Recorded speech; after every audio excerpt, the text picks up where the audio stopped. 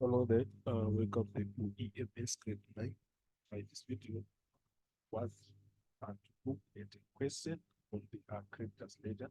It is question 5 on the present paper. And it reads, there to the incomplete creditors ledger below and answer the questions that follow. Given the creditors ledger of VW traders for the month ended for October 2023. Follow stores. So they're given this account that we are given in terms of follow stores, whereby we created column and we've got the debit column and also we've got the balance column. So what you have to take note is that creditors ledger represents the names of accounts or people or businesses that we buy goods from on credit. Remember, when we buy goods on credit, the person or business that we are buying from on credit becomes our creditor. So their T accounts represents the ledger. The group of T accounts of those accounts represents the creditors ledgers. So this is what we have in terms of our creditors. This is in terms of what we mean by a creditors ledger. Remember, creditors on this one means we are buying goods on credit, and the name of that person or the business that we are buying from on credit becomes our creditor. So this is what we have. So basically, what we are going to see is that whenever we buy those goods, we're going to credit the account of that person or business or the account of that creditor, credit. But when we return goods to that creditor, maybe through our purchase returns or creditors allowances, we are going to debit that creditor's account. So we're given a scenario of Polo Stores as a creditor here. So you'd see that the first question that we are given 5.1 reads provide the detail or source document labeled A.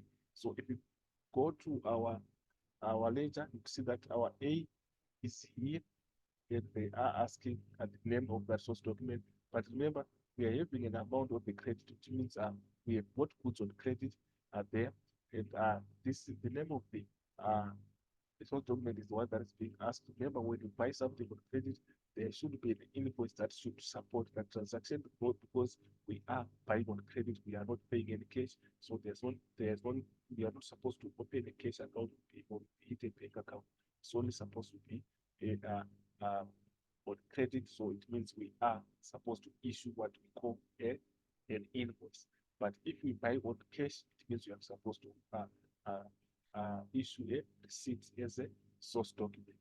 And then if we are going to make a bank transfer or is an EFT, we are supposed to show a bank statement as the source document. So this is what we so in this scenario, it means our answer that we are having is representing an invoice. So we can go to our answer section and represent it as such. So we are saying here, for the first part, we are having invoice as our answer. So we're just saying invoice. Before the second part is saying calculate the balance label B, we can just try to go back and see how can we calculate the balance label B. Come back, you see that the balance label B is here. And how are we going to calculate it? Remember, we are given the balance here is 1,240, and then we got a credit that is taking place here of 5,360, and the question is asking us for this balance, which means this balance should be after adjustment of this 5,360. So what are we supposed to do? Remember, this is a creditors ledger, so whenever we credit a creditors ledger account, it's supposed to be a plus. If we debit, it's supposed to be a minus to the balance section here. So here, 5,306 is 1%, so it's a plus. So we're now saying 1,240 plus 1,360, then we get our P. So if we add there, see that we're going to get to 6,600. So our 6,600 will be our answer. We come here. We say 5,000, 5,300. Just check our correctness of our figures. 5,360 plus 1,240.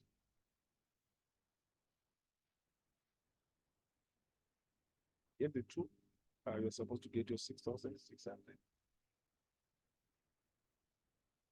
So this is what we in terms of calculating 5.2. Then 5.3 reads for the transaction dated 13 of 18, the business purchased goods with value of 3,900 pounds and received a 10% trade discount on these purchases. I calculate the amount labeled as C. So if you come here, let's check where we have C. C is the amount that is being asked, but obviously we've got a discount that is being deducted there, so we're just going to uh, remove the discount. The discount is 10%. So what are we supposed to do? I can just maybe convert our 10% to a decimal, whatever 10% means 10 over 100. Let's say 110, let me say 0. 0.1. So this is the factor that we're going to multiply so that we get the amount of the discount. So what are we supposed to do? We are supposed to say our 0.10 is our 10%. 0.10 is our 10%. We multiply by 3,000. We are going to get the amount of discount. Okay, the amount of discount which is going to be 0 and 390. So this is the discount. But we are supposed to subtract the discount from the total amount so that to get the amount after the discount. So to calculate now the amount after the discount, we are now saying 3,900 subtract 390. Because if you do that, you are supposed to get your answer is 3,900. Obviously, you see it's like that.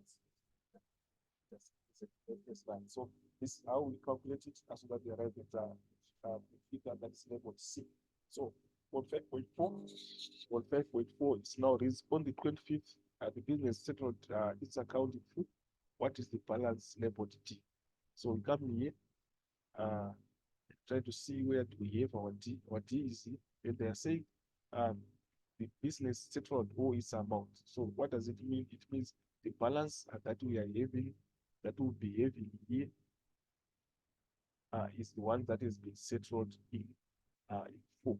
So it means when it's in full, person is saying in full means all the amount owing was paid. So it obviously it's going to go back to C. So this is what we have. So D, obviously, it represents our zero. So if we come back to our answer section, we are just going to represent it as zero. We can just represent it as 0 rands.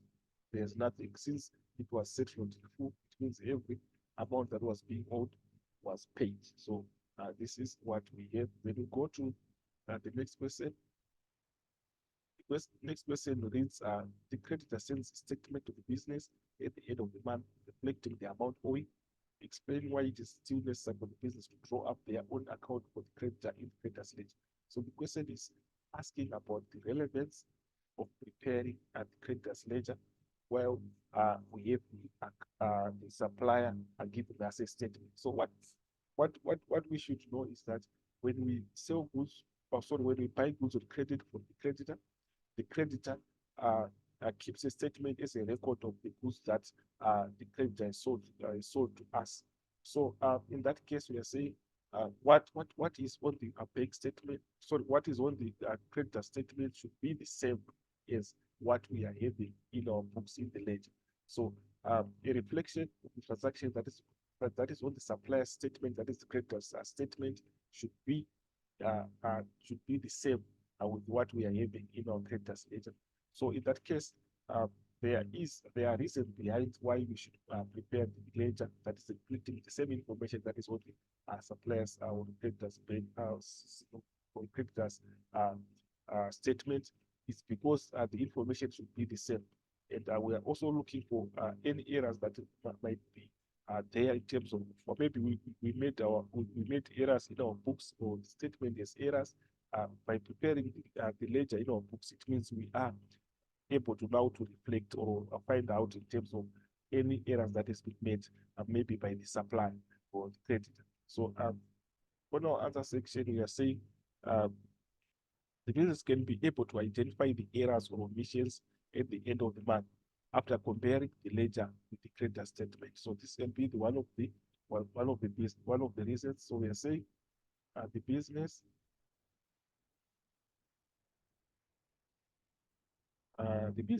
will be able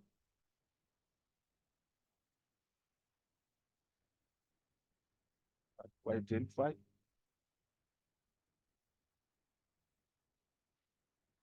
any errors So these errors can be errors of omissions, can be also errors of maybe arithmetical accuracy in terms of maybe the additions or subtraction. Maybe there were errors in terms of the addition and subtractions, in terms of calculating the balances. So those errors can be detected if we prepare our our suppliers or creditors account in our ledger. Is if the balance differs now, it means maybe there was a mistake that was made, and we can maybe find out that that mistake was on the addition and subtraction part. So any errors are meaning main errors that can be there. So they can be omissions, they can be arithmetical errors. So can will be able to identify any errors at the end of the month.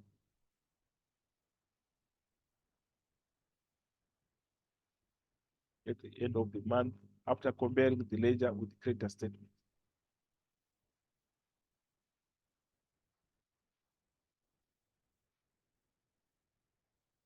After comparing the ledger and the creditor's statement. So this can be one of the reasons. Then you can also mention that by preparing our creditors ledger, it means we can be able to find out in terms of the amount that we are owing credit on the supplier at any given time, since we are having the information in our books. So remember, the creditors ledger is an account that has been opened in our books of accounts in the business. So we don't need to consult or ask the supplier or creditor in terms of what amount are we owing the creditor. We can as well find it in our books by preparing that creditors ledger. So this is what we guys are going to this video. Those who have been subscribed, please subscribe and share. We're still coming with more videos. As for this video, I'm signing out.